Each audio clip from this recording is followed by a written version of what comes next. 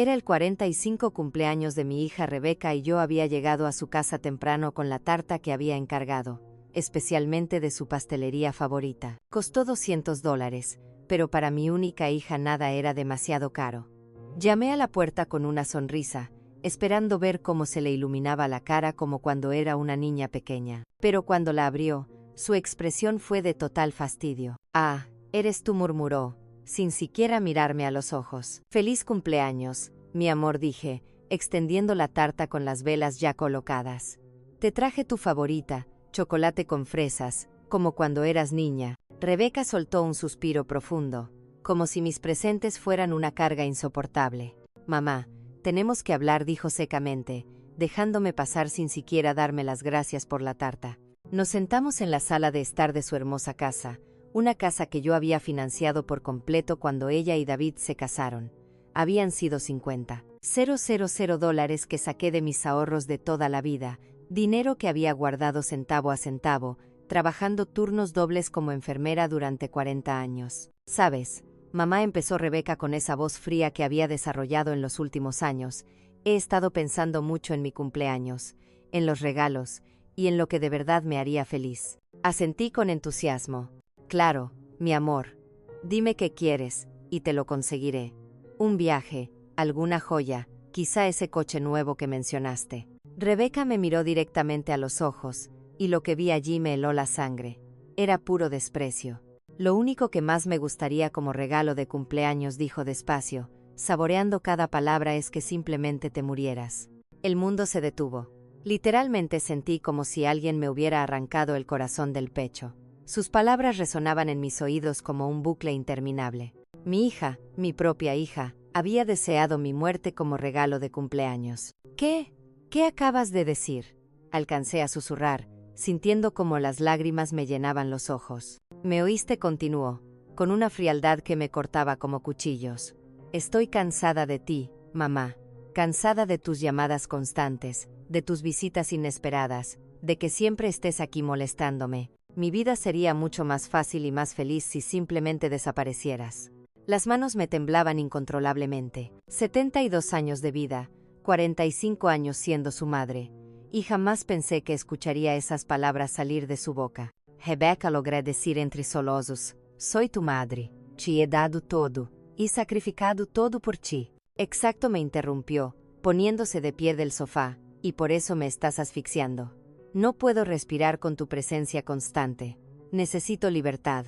Necesito que me dejes vivir mi vida sin tu drama y sin tus necesidades emocionales». La tarta de $200 seguía en mis manos, las velas empezaban a derretirse. Todo lo que había soñado para ese día, abrazos, risas, quizá una cena en familia, se desvaneció como el humo. «Pero cariño», intenté una vez más, «solo quiero estar cerca de ti, ser parte de tu vida. Eres todo lo que tengo».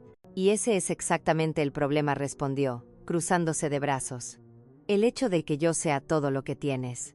Búscate una vida propia y déjame en paz». Me levanté del sofá, con las piernas temblando, cargando esa tarta que ahora se sentía como una burla. «No puedo creer que me estés diciendo esto», murmuré, «después de todo lo que he hecho por ti». «¿Todo lo que has hecho?», se rió con sarcasmo. «Mamá, todo lo que has hecho ha sido por tu propio beneficio, para sentirte necesaria, para tener control sobre mi vida. Pero ya no soy una niña».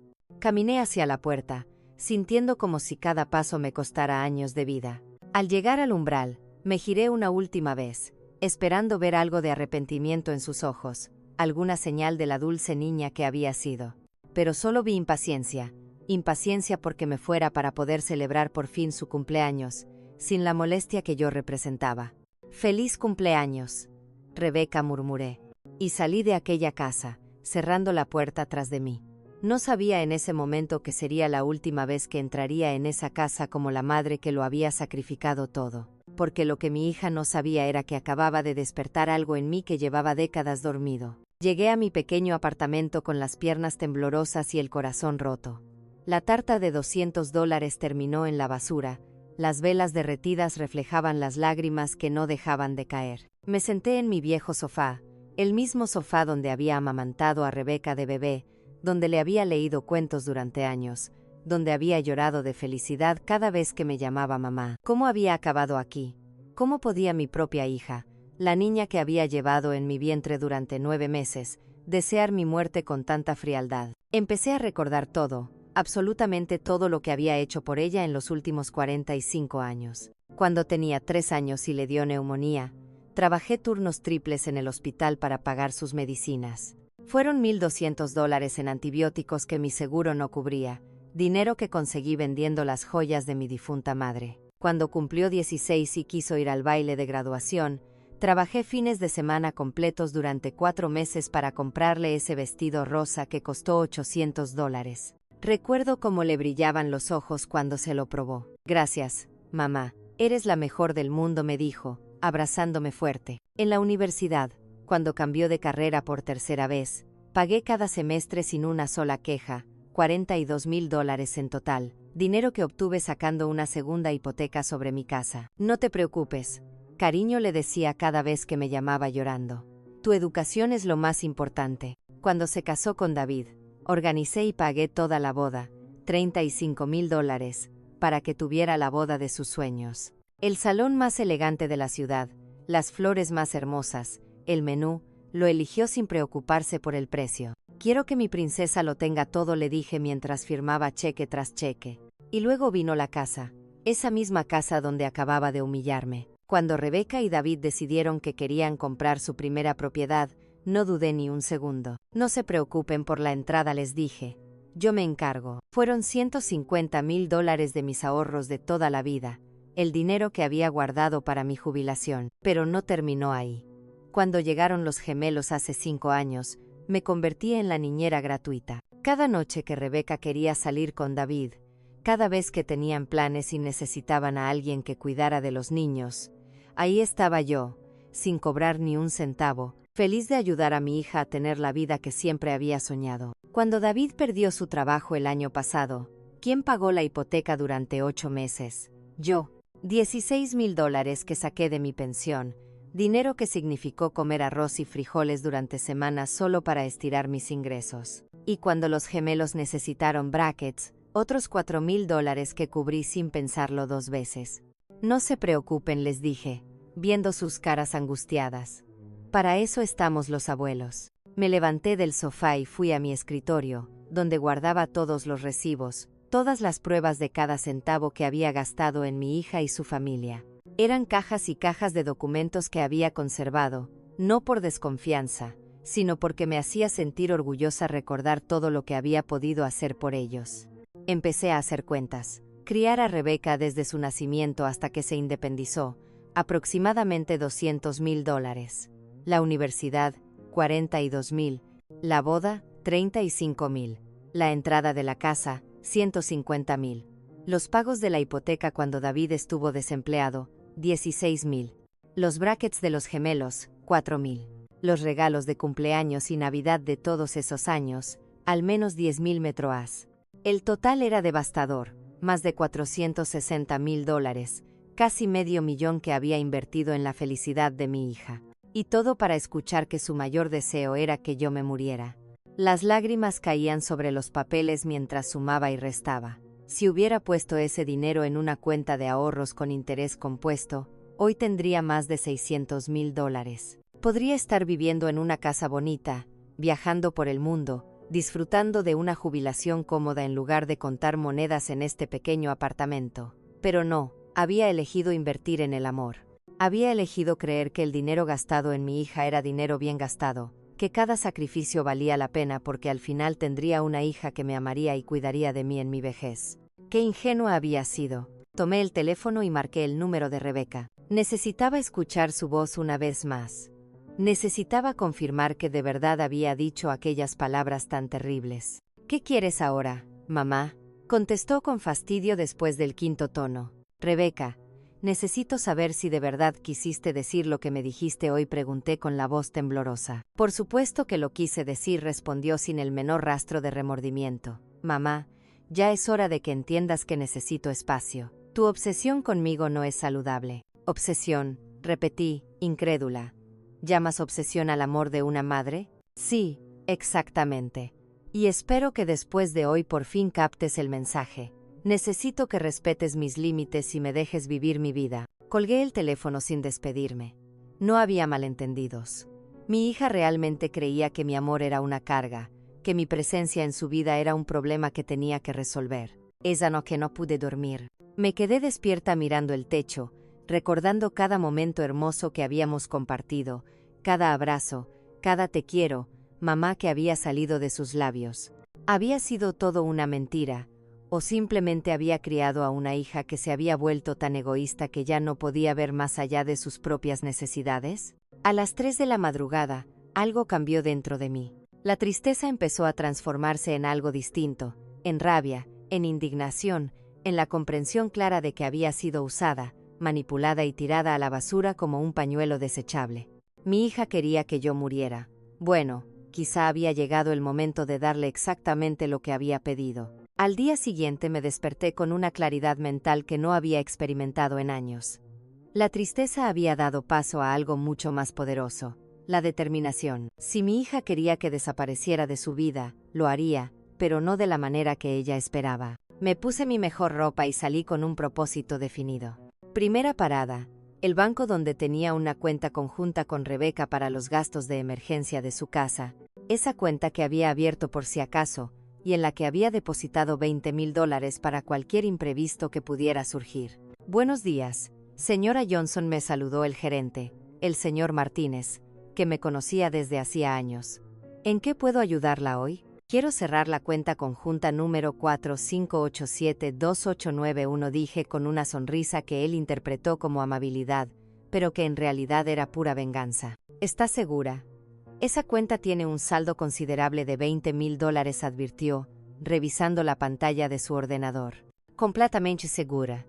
Quiero transferir todo ese dinero a mi cuenta personal, respondí, firmando los papeles con mano firme. Ver esos $20,000 regresar a mi cuenta personal me dio una satisfacción que no había sentido en años.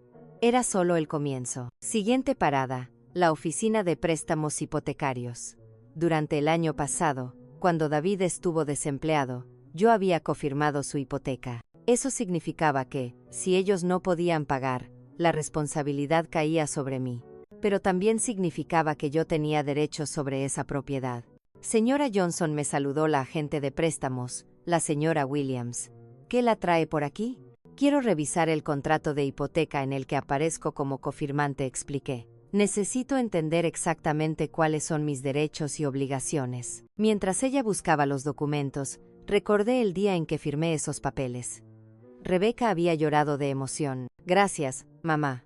No sé qué haríamos sin ti. Eres nuestra salvadora, había dicho, abrazándome fuerte. David también me había dado las gracias, prometiendo que nunca se retrasarían en los pagos. Aquí están los documentos, dijo la señora Williams, colocando una carpeta gruesa delante de mí. Como cofirmante, usted es responsable de los pagos si los titulares principales no pueden hacerlos, pero también tiene derecho a reclamar la propiedad si considera que los deudores no podrán cumplir con sus obligaciones. Exactamente, completé, examinando los papeles con cuidado.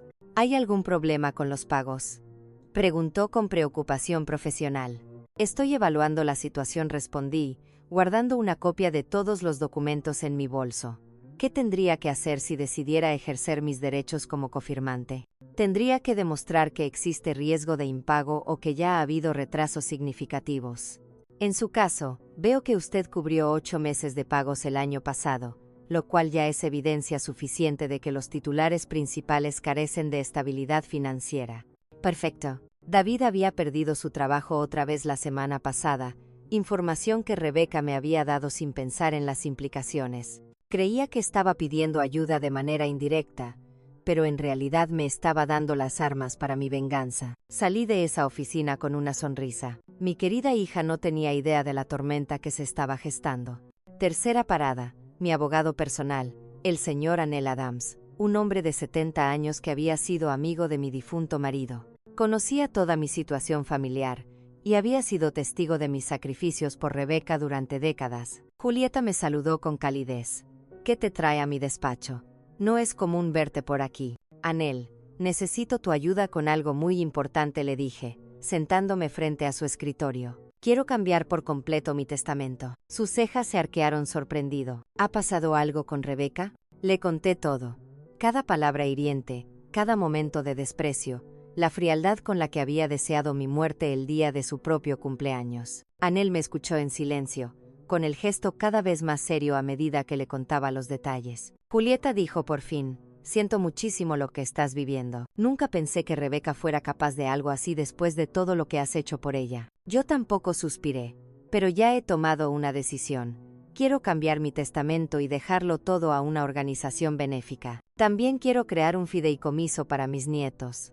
Pero Rebeca no podrá tener acceso a ese dinero hasta que cumplan 25 años. Se puede hacer, asintió Anel, tomando notas. ¿También quieres cambiar los beneficiarios de tu seguro de vida? Por supuesto, cualquier cosa que lleve el nombre de Rebeca quiero cambiarla. Mi hija quiere que me muera, pero cuando lo haga, no va a recibir ni un solo centavo de mí. Pasamos 2 horas revisando todos mis documentos legales. Mi póliza de seguro de vida de $100,000, mis ahorros, mi apartamento, mis inversiones. Todo lo que antes estaba destinado a Rebeca ahora iría a la Fundación de Huérfanos, donde yo había trabajado como voluntaria durante años. Hay algo más, dije cuando estábamos terminando. Quiero que prepares todos los documentos para reclamar la casa donde vive Rebeca. Como cofirmante de la hipoteca, tengo derechos. Y su marido acaba de perder el trabajo otra vez. Los ojos de Anel se iluminaron con comprensión. Ahora veo a dónde quieres llegar con todo esto. ¿Estás segura de que quieres llegar tan lejos? Completamente segura, respondí con una determinación que incluso me sorprendió a mí misma. Mi hija me dijo que su vida sería más fácil si yo desaparecía. Bien, voy a desaparecer, pero antes me aseguraré de que entienda exactamente lo que significa vivir sin mí y sin todo lo que he hecho por ella. Cuando salí del despacho de Anel ya había oscurecido. Caminé por las calles de mi barrio sintiéndome renovada, como si hubiera despertado de un sueño larguísimo. Durante 45 años había vivido por Rebeca. Había sacrificado mis propios sueños y deseos para darle todo lo que quería, pero nunca más. Volví a mi apartamento y me serví una copa de vino, algo que no hacía desde hacía años. Brindar por mí misma era algo completamente nuevo, pero se sentía increíblemente liberador. Saqué el teléfono y marqué un número que había guardado meses atrás, pero que nunca me había atrevido a usar. Era de una agencia de viajes especializada en jubilados que ofrecía paquetes para vivir en el extranjero. Buenas noches. Habla Julieta Johnson, dije cuando respondieron. Vi su promoción sobre vivir en Suiza. ¿Podrían enviarme información completa? Por supuesto, señora Johnson. Suiza es un destino muy popular entre nuestros clientes. Tenemos varios programas, desde estancias temporales hasta residencia permanente. ¿Qué tipo de información necesita? Todo, respondí sin dudar. Quiero saberlo todo sobre cómo una persona de 72 años puede empezar una nueva vida en Suiza. Después de colgar, me quedé de pie junto a la ventana mirando la ciudad en la que había vivido toda mi vida. Pronto, todo aquello sería solo un recuerdo. Mi hija había pedido como regalo de cumpleaños que desapareciera de su vida, y yo pensaba concedérselo de la manera más espectacular posible. Lo que Rebeca no sabía era que su deseo estaba a punto de convertirse en su peor pesadilla. Los días siguientes fueron una montaña rusa de emociones y preparativos secretos. Cada mañana me despertaba con una mezcla de dolor y determinación que me empujaba hacia adelante con mi plan. Era como si hubiera despertado de un largo letargo en el que solo había vivido para complacer a mi hija, y ahora, por fin, viviera para mí. El miércoles por la mañana sonó mi teléfono. Era Rebeca. Por un momento, el corazón se me aceleró, pensando que quizá había recapacitado, que tal vez se disculparía por las terribles palabras que había dicho. Qué ingenua seguía siendo. Mamá, dijo con esa voz fría que había adoptado últimamente, necesito que me hagas un favor. Ni siquiera un hola o un ¿cómo estás? Fue directo al grano, como si yo fuera su asistente personal. ¿Qué necesitas?, pregunté, curiosa por ver hasta dónde llegaría su descaro. Los gemelos tienen una presentación en el colegio el viernes, y David y yo tenemos una cena de trabajo importante. ¿Podrías cuidarlos esa noche? La ironía era deliciosa. La misma mujer que había deseado mi muerte como regalo de cumpleaños ahora me pedía que cuidara de sus hijos como si nada hubiera pasado, como si yo fuera un recurso disponible las 24 horas del día. No puedo, respondí simplemente. ¿Cómo que no puedes?, preguntó con auténtica sorpresa. Evidentemente, no estaba acostumbrada a que le dijera que no. Tengo otros planes, mentí, con una sonrisa que ella no podía ver. ¿Qué planes podrías tener tú?, preguntó con ese tono condescendiente que tanto me hería, como si a los 72 años no tuviera derecho a tener vida propia. Planes que no son de tu incumbencia, respondí, manteniendo la calma. Busca otra niñera. Pero mamá, no puedo conseguir niñera con tan poco tiempo. Además, ¿desde cuándo me cobras por cuidar a tus propios nietos? Ahí estaba, la manipulación emocional que había usado conmigo durante años. Pero esta vez no funcionaría. Desde que me dijiste que tu mayor regalo sería que yo me muriera, contesté con frialdad. Si quieres que desaparezca de tu vida, empiezo ahora.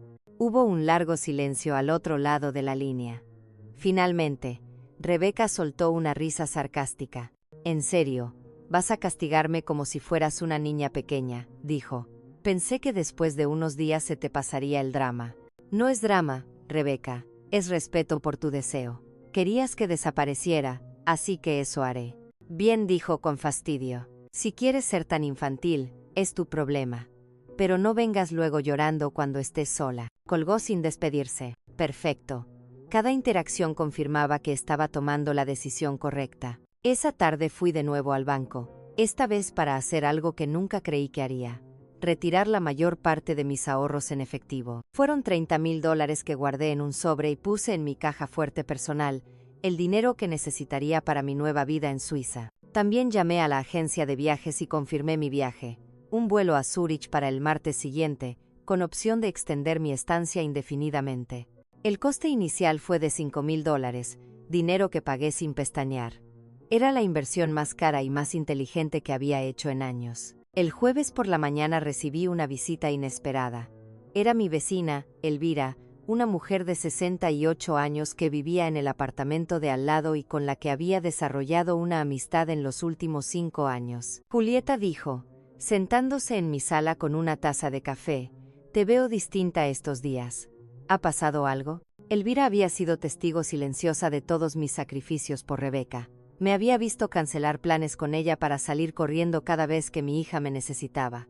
Había visto las bolsas de comida cara que compraba para llevarle a Rebeca mientras yo comía sopa de lata para ahorrar. Le conté todo, cada detalle doloroso de lo que había ocurrido en el cumpleaños de Rebeca, y también todos los planes que había estado haciendo durante la semana.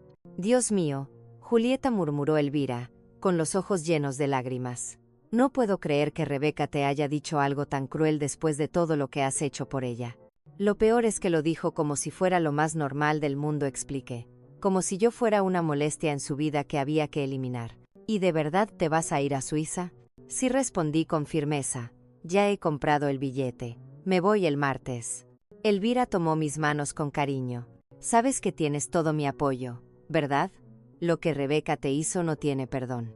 «Hay algo más», dije, bajando la voz. «Voy a necesitar tu ayuda con algo muy importante».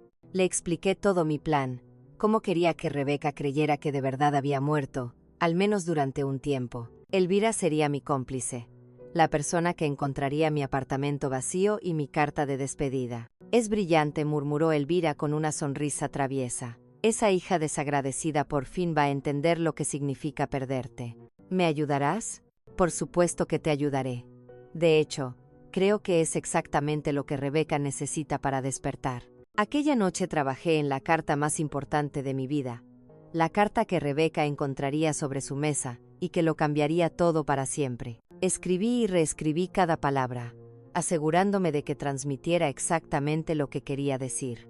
«Mi querida Rebeca», comenzaba la carta, «me pediste como regalo de cumpleaños que desapareciera de tu vida, y he decidido concederte ese deseo. Cuando leas esta carta, yo ya estaré lejos de aquí, empezando la vida que debería haber vivido hace años en lugar de sacrificarlo todo por ti». Seguí escribiendo durante horas, documentando cada centavo que había gastado en ella, cada sacrificio que había hecho, cada oportunidad que había perdido por estar siempre disponible para sus necesidades. Pero no era una carta amarga, era una carta educativa.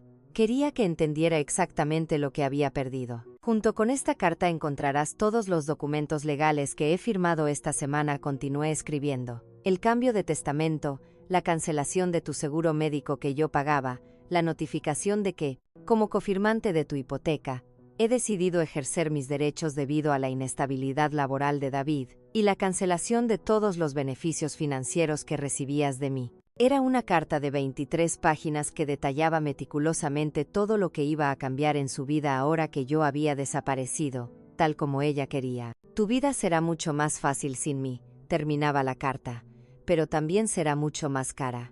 Espero que valga la pena. La noche del viernes, mientras guardaba mis pertenencias más importantes en 2 maletas, recibí una llamada de Rebeca. No contesté. Llamó 3 veces más, pero simplemente dejé que el teléfono sonara. Ya no tenía nada que decirle. Al día siguiente, sábado, David apareció en mi puerta. Se le veía exhausto y desesperado. Julieta dijo con voz suplicante: Rebeca me contó lo que pasó entre ustedes dos. Sé que lo que dijo estuvo mal, pero por favor no le hagas esto a nuestra familia. ¿Hacer qué?, pregunté, fingiendo inocencia. Dejar de ayudarnos. Alejarte así de nuestras vidas. Los niños te necesitan. Nosotros te necesitamos. Qué interesante. Cuando Rebeca quería deshacerse de mí, yo era una molestia. Pero en cuanto se dieron cuenta de todo lo que hacía por ellos, de pronto me necesitaban. David, dije con calma, tu esposa fue muy clara conmigo. Mi presencia en su vida es una carga que ya no quiere soportar. Yo solo estoy respetando sus deseos. Pero Julieta, ¿sabes cómo es Rebeca cuando se enfada? No lo decía en serio. Ah, ¿no? Porque sonaba bastante convincente cuando deseó mi muerte como regalo de cumpleaños. David bajó la cabeza. Sabía que no tenía ningún argumento para defender lo indefendible. Por favor, insistió, dame una oportunidad para arreglar esto. Hablaré con Rebeca. Haré que entienda lo equivocada que está. Ya es demasiado tarde para eso, respondí, cerrando la puerta poco a poco. Dale un beso a mis nietos de mi parte. El domingo fue mi último día en esa ciudad. Pasé la mañana caminando por los lugares que habían sido importantes en mi vida. El hospital donde había trabajado durante 40 años, el parque al que había llevado a Rebeca cuando era niña, la iglesia donde me había casado con su padre.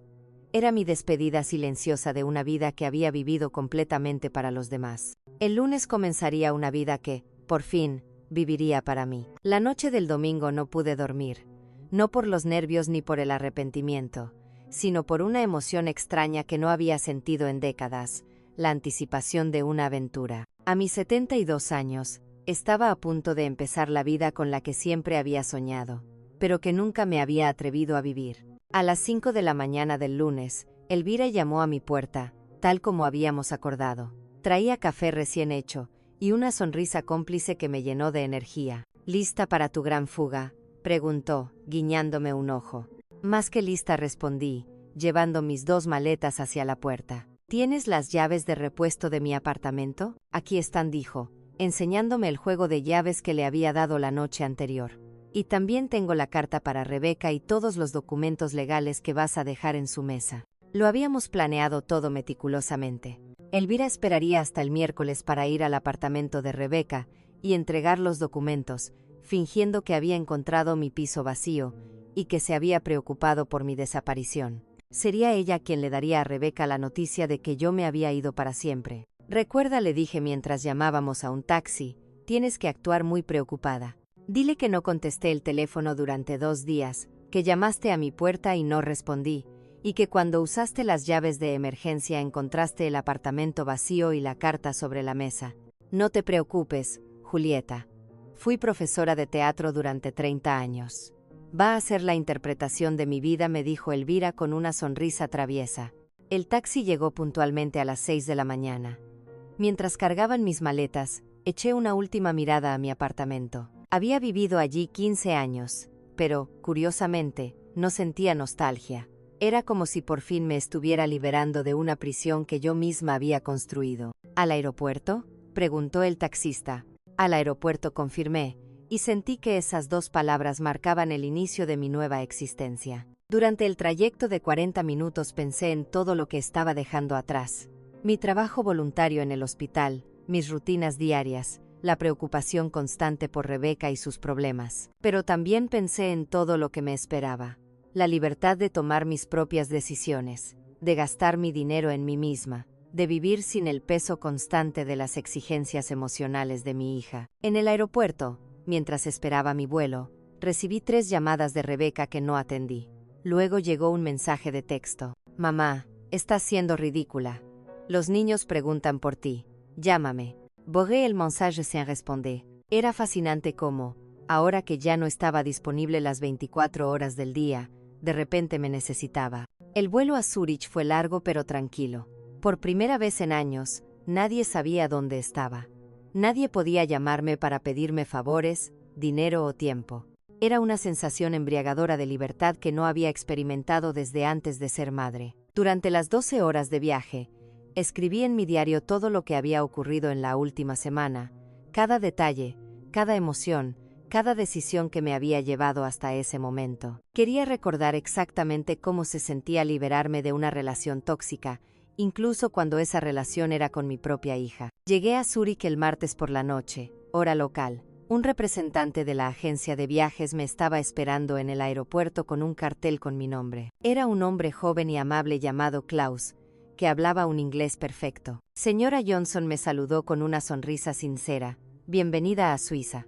Espero que esté lista para una nueva aventura. Más que lista, respondí. Y, por primera vez en semanas, mi sonrisa fue completamente auténtica. Klaus me llevó a un hermoso apartamento amueblado en el centro de Zúrich que había alquilado para mí por un mes, mientras decidía si quería quedarme de forma permanente. Era pequeño pero acogedor, con ventanas que daban a un parque encantador y una vista parcial del lago. Aquí tiene toda la información sobre la ciudad, dijo Klaus, entregándome una carpeta gruesa. Lugares para comer, actividades para gente de su edad, clases de alemán, grupos sociales. También le he programado una cita con un asesor financiero para mañana por la tarde, para ayudarla con los trámites si decide quedarse de manera permanente. Esa noche dormí mejor que en años. No había ningún teléfono que pudiera sonar, nadie que necesitara nada de mí, ninguna responsabilidad más allá de cuidarme a mí misma. El miércoles por la mañana me levanté temprano y salí a explorar la ciudad. Desayuné en una cafetería encantadora junto al lago. Compré flores frescas para mi apartamento temporal y, por primera vez en décadas, gasté dinero en algo completamente innecesario, un hermoso pañuelo de seda que costó $100. Lo compré simplemente porque me gustó, sin preocuparme por el precio ni por si ese dinero podría aprovecharse mejor para las necesidades de mi hija. Mientras caminaba por las calles de Zúrich, calculé mentalmente cuánto dinero había gastado en Rebeca solo en los últimos 5 años. Entre los pagos de la hipoteca cuando David estuvo desempleado, los brackets de los gemelos, los regalos constantes, la gasolina para ir a cuidar a los niños, la comida que siempre llevaba cuando los visitaba, habían sido al menos $50,000. $50,000 que podría haber usado para viajar por el mundo, vivir cómoda, cumplir los sueños que había pospuesto durante décadas. En cambio, se los había dado a una hija que consideraba mi amor una carga y mi presencia una molestia. A las 2 de la tarde, hora de Zúrich, calculé que serían las 8 de la mañana en mi ciudad natal. Elvira estaría preparándose para ir al apartamento de Rebeca a entregar la carta que lo cambiaría todo. Me senté en un banco junto al lago y esperé. Sabía que en unas horas mi teléfono empezaría a sonar desesperadamente. Rebeca finalmente entendería lo que significaba perderme de verdad. A las 5 de la tarde, mi teléfono empezó a vibrar. Era Rebeca. Dejé que sonara hasta que se cortó. Inmediatamente volvió a sonar. Otra vez Rebeca. Esta vez contesté. Mamá gritó, con la voz quebrada. ¿Dónde estás? Elvira vino a la casa con una carta tuya. Dijo que has desaparecido.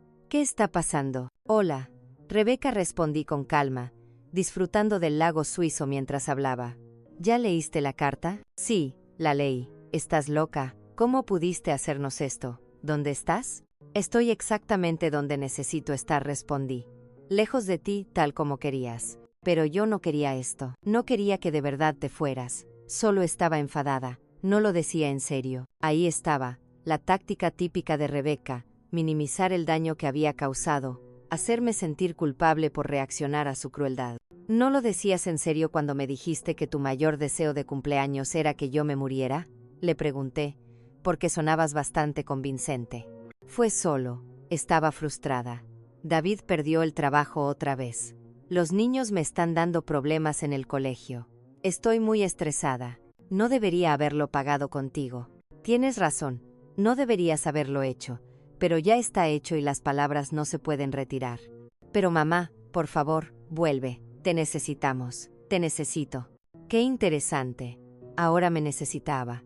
Ahora que había leído la carta sobre todos los beneficios económicos que había perdido, ahora que sabía que podía perder su casa, ahora que entendía que tendría que pagar su propio seguro médico y buscar a alguien que cuidara de los gemelos. ¿Me necesitas a mí?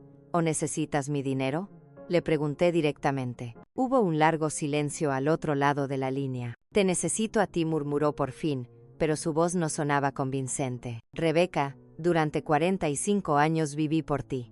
Sacrifiqué mis sueños, mi dinero, mi tiempo, mis oportunidades. Y cuando por fin necesité sentir que me querías y me valorabas, me dijiste que preferías que estuviera muerta. Esas palabras rompieron mi corazón de una forma que nunca podré reparar. Lo siento, mamá. Lo siento muchísimo. Un lo siento no es suficiente, Rebeca. El daño ya está hecho. ¿Y sabes qué? Quizá fue lo mejor que pudiste decirme, porque al fin me abrió los ojos y me hizo entender que he vivido mi vida de la manera equivocada. ¿Qué quieres decir? Quiero decir que, por primera vez en décadas, estoy viviendo para mí, y se siente maravilloso. ¿Dónde estás, mamá? Por favor, dímelo, suplicó Rebeca, con la voz ahogada en lágrimas. Los niños preguntan por su abuela. No entienden por qué no has venido a verlos. Era fascinante cómo, ahora que ya no estaba disponible, de repente mis nietos me echaban de menos. Durante todos esos años, cuando cancelaba mis planes para cuidarlos, cuando les compraba regalos caros, cuando los llevaba al parque mientras Rebeca se iba de compras, era simplemente lo que se esperaba de mí. Pero ahora que ya no estaba, mi ausencia se notaba. Los niños estarán bien, respondí, mirando las montañas suizas a lo lejos. Son resistentes. Lo que aprenderán es que las acciones tienen consecuencias y que las palabras hirientes pueden destruir relaciones para siempre. Pero mamá, por favor, no puedes simplemente desaparecer así. ¿Y si te pasa algo? ¿Y si te enfermas? ¿Cómo vamos a saberlo? Ahora estaba preocupada por mi bienestar. Qué conveniente. Rebeca, en los últimos 5 años, he tenido 3 episodios de presión arterial alta que me llevaron al hospital. ¿Sabes cuántas veces me fuiste a visitar? Ninguna. Siempre tenías algo más importante que hacer. Así que no vengas ahora con preocupaciones por mi salud. Inmediatamente llamé a mi abogado, Anel, en mi ciudad natal. Julieta me saludó con preocupación. Me alegra escuchar tu voz. He tenido una semana muy interesante con tu hija. Me lo imagino. Acabo de hablar con servicios sociales. Rebeca me está acusando de tener demencia. Eso no es todo, suspiró Anel. También contrató a otro abogado para intentar impugnar todos los cambios legales que hiciste antes de irte. Alega que no estabas en tu sano juicio cuando los firmaste. ¿Puede hacer eso? Puede intentarlo, pero no tiene fundamentos jurídicos sólidos.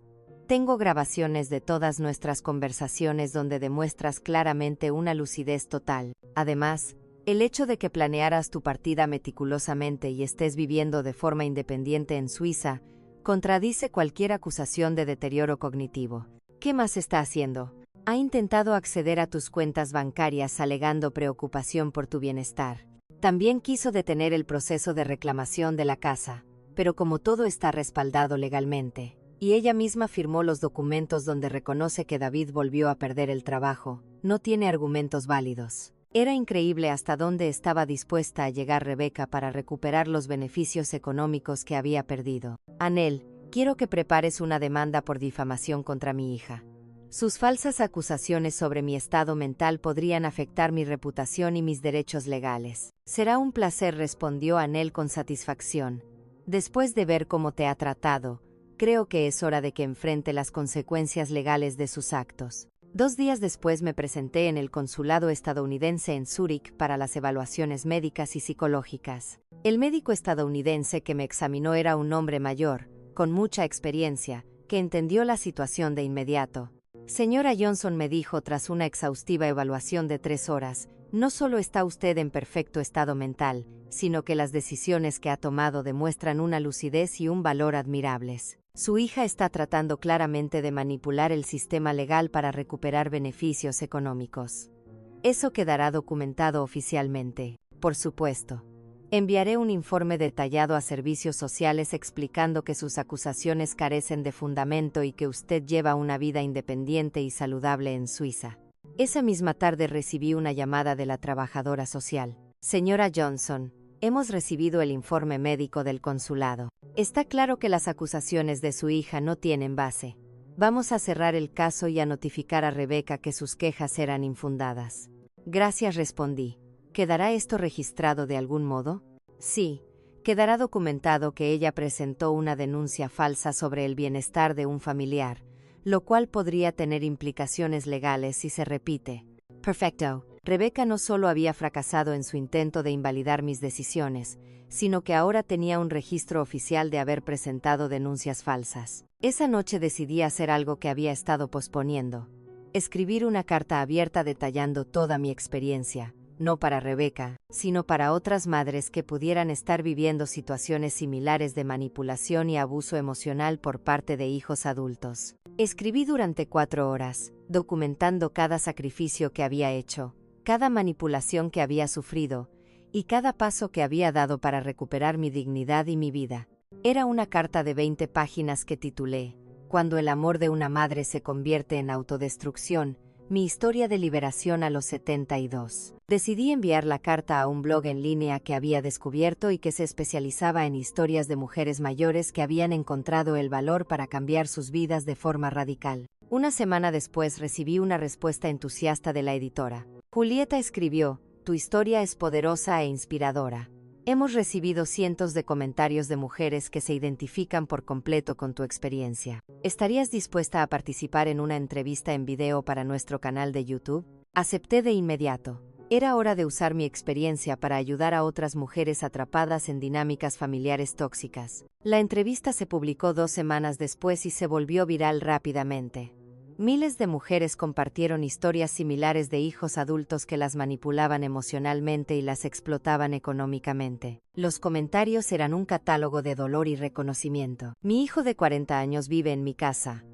No paga alquiler y me grita cuando le pido que busque trabajo, escribió una mujer. Mi hija solo me llama cuando necesita dinero para sus vacaciones, pero nunca tiene tiempo de visitarme cuando estoy enferma, compartió otra. Pensé que era la única madre que se sentía utilizada por sus propios hijos, confesó una tercera. Pero lo más impactante llegó una semana después de que se publicara la entrevista. Recibí un correo electrónico de una dirección que reconocí de inmediato. Era de David, mi exyerno. Julieta escribió, vi tu entrevista en YouTube. Necesito que sepas que estoy completamente de acuerdo contigo. Lo que Rebecca te dijo fue imperdonable. Y la forma en que te ha tratado durante años es inaceptable. Yo mismo he sido testigo de cómo te manipula y te usa, pero nunca tuve el valor de enfrentarla porque dependíamos demasiado de tu ayuda económica. Continuaba. Quiero que sepas que los niños te echan muchísimo de menos y que no entienden por qué ya no vienes a verlos. Rebecca les ha dicho que estás enferma y no puedes visitarlos, pero creo que merecen saber la verdad cuando sean mayores. El correo terminaba así. Sé que probablemente es demasiado tarde para pedir perdón, pero quería que supieras que al menos una persona en esta familia reconoce lo mal que te tratamos y cuánto sacrificaste por nosotros. Espero que seas feliz en tu nueva vida. Leí el correo 3 veces antes de decidir cómo responder. Finalmente escribí, David, agradezco tu honestidad, pero las disculpas a destiempo no cambian el daño hecho. Espero que esta experiencia te ayude a ser un mejor esposo y padre, y que enseñes a tus hijos a valorar a las personas que los aman antes de que sea demasiado tarde. Era la primera vez que alguien de mi familia reconocía públicamente el abuso que había sufrido. No cambió mi decisión de mantener la distancia, pero me dio una sensación de validación que había necesitado durante años. Mi nueva vida en Suiza florecía de maneras que nunca imaginé. Tenía amigos de verdad que me valoraban por quien yo era, no por lo que podía dar. Tenía aficiones y pasiones que había redescubierto.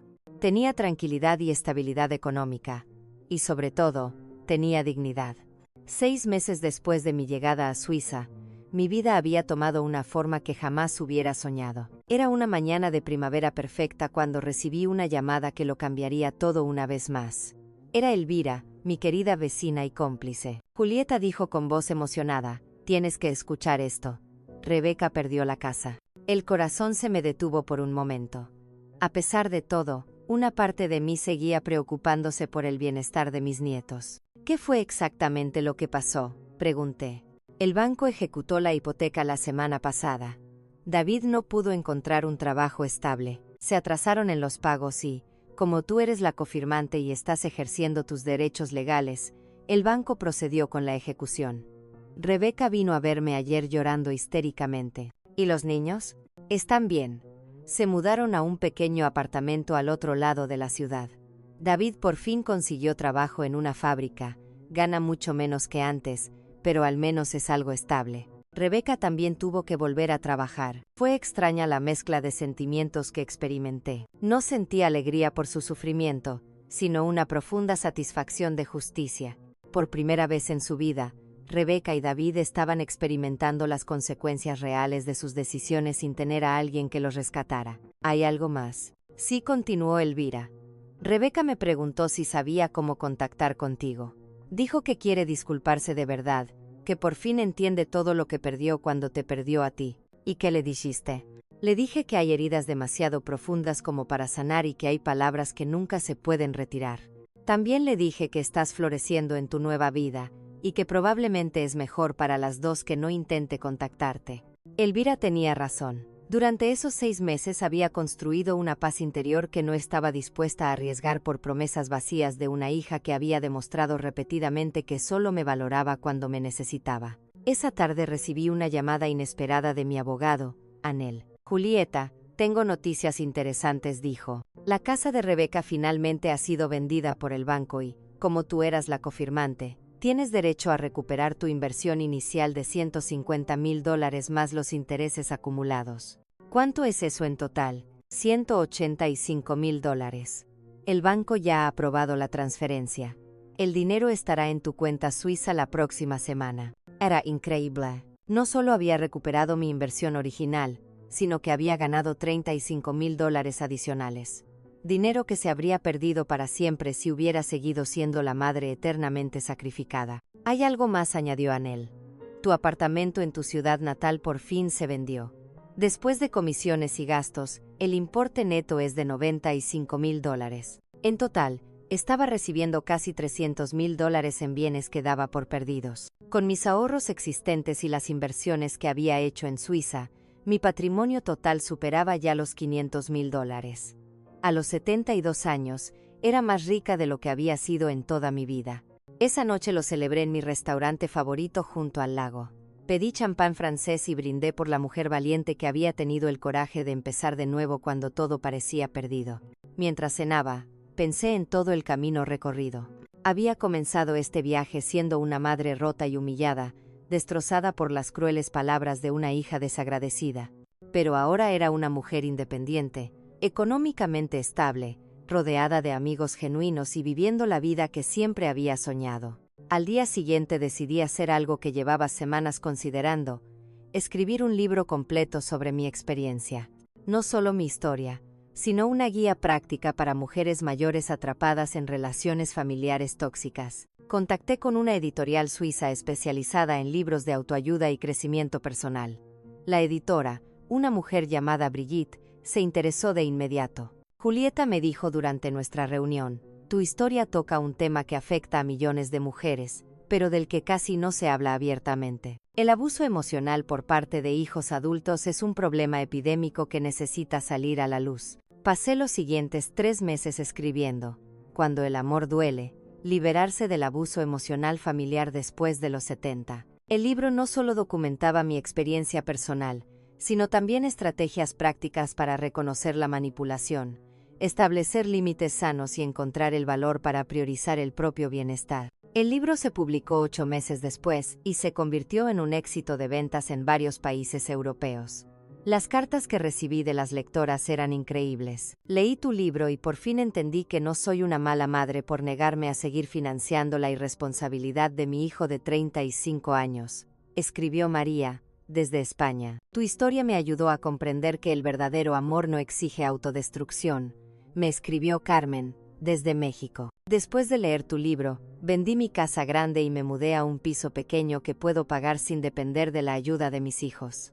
Por primera vez en años, duermo en paz, compartió Rosa, desde Argentina. Pero la carta que más me conmovió llegó un año después de la publicación del libro. Era de una madre joven llamada Andrea. Señora Johnson escribió, tengo 30 años, y una madre de 65 que ha sacrificado toda su vida por mí y por mis hermanos. Después de leer su libro, me di cuenta de que la estamos tratando exactamente como Rebeca la trató a usted. Su historia me abrió los ojos y me hizo entender que estaba repitiendo un patrón tóxico que podría destruir mi relación con mi madre para siempre. Ayer llamé a mi mamá y le pedí perdón por todos los años en que la di por sentada. También le dije que quiero ayudarla a cumplir sus propios sueños en lugar de esperar que siempre esté disponible para los míos. Gracias por ayudarme a entender esto antes de que fuera demasiado tarde.